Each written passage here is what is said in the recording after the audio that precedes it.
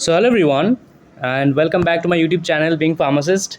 So NBMS और national board of examination in medical science की तरफ से अपना जो डी फार्म का एग्जिट एग्ज़ाम होने वाला था जो हुआ नहीं है किसी कारणवश, तो उसको लेकर एक नोटिफिकेशन आया है जो आप देख रहे हो, mandatory time bound sections in NEET SS question paper.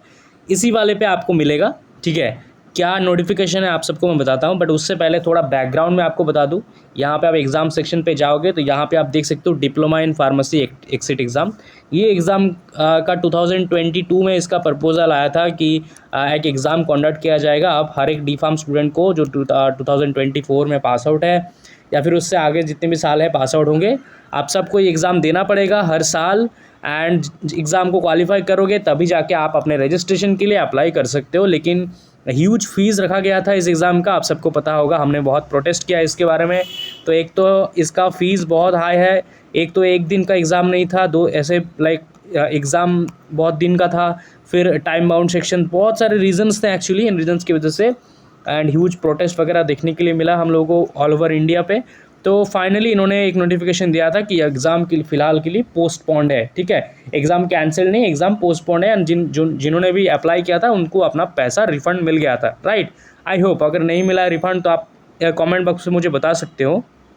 Anyways, तो यहाँ पे देखो information bulletin, user manual, application link, ये स्टार्ट भी हो गया था सब कुछ, लेकिन मिडिल में सब कुछ स्टॉप हो गया, राइट।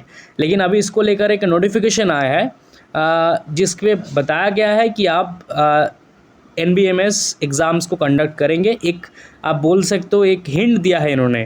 ठीक है, तो जैसे यहाँ पे इसको मैं एक बार क्लिक करके आपको बताता हूँ। देखो यहाँ पे NBMS का यहाँ पे सो ये वाला देखो, department of examination confidential mandatory time bound sections as already notified NBMS wide notice 4th May 2024, it has been decided to introduce mandatory time bound sections in all NBMS MCQ based examination, जिसमें से NEET PG, NEET MDS, NEET SS, FMG, उसके साथ GPAT है हम लोग का और DPEE है।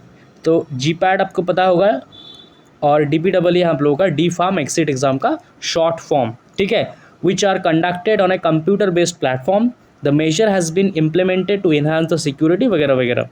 अब देखो जो इन्होंने पब्लिश किया था उसको एक बार मैं दिखाता हूँ। ये है आपका 4th May का वो notification, introduction of mandatory time bound sections in MCQ based examination.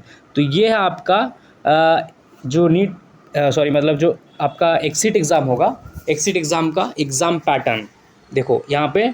GPAT, DPEE which are conducted computer based test, question paper of this examination will be 5 divided into multiple time bound sections. ठीक है, there will be 5 time bound section A B C D E and in each question paper, and हर एक जो section है उसमें 40 questions रहेंगे और उसके लिए 42 मिनट्स का टाइम मिलेंगे हर टाइम अलॉटेड। तो आपको candidates will be restricted from proceeding to the मतलब देखो सीधे सीधे है चार, आप यहाँ पे 5 सेक्शन है मान लो A B C D E। ठीक है, हर एक सेक्शन पे आपको 40 क्वेश्चंस मिलेंगे। तो आपको पहले इस 40 क्वेश्चंस को सॉल्व करना होगा, वो भी दिए हुए वक्त पर। अगर आपका पहले हो जाता है तो आप बी में जा सकते हो, बी में जाने के बाद ए में नहीं आ सकते। ठीक है, समझ लो आप लोग। और अगर नहीं कर पाए टाइम में तो ऑटोमेटिकली आप बी पे चले जाओगे, बी का टाइम चला जाएगा, बी से सी चले जाओगे, सी का जाएगा डी में। और किसी भी without solving all the questions आप सी में नहीं जा सकते, डी में नहीं जा सकते, है ना। और हो जाने के बाद पिछले वाले में नहीं आ सकते ड्यू टू सिक्योरिटी रीजन्स। इस मल्टीपल बाउंड सेक्शंस पैटर्न को अभी फॉलो किया जाएगा। इसमें हम लोग का कोई इशू नहीं था। इशू हम लोग का था कि एक दिन में एग्ज़ाम नहीं हो रहा था तो कौन 3 दिन रहेगा एग्ज़ाम देने के लिए, है ना। सो इसी रीज़न से एंड फीस तो ह्यूज रखा गया था, राइट। सो इसीलिए हम लोगों ने इसके लिए प्रोटेस्ट वगैरह किया था। लेकिन ये तो अभी होना ही है, GPAT भी होगा ऐसे ही और नीट वगैरह सभी ऐसे ही हो रहा है। तो ये वही एक्चुअली इसमें लिखा है और कुछ नहीं गाइस। ठीक है, जो मैंने आपको हिंदी में बता दिया।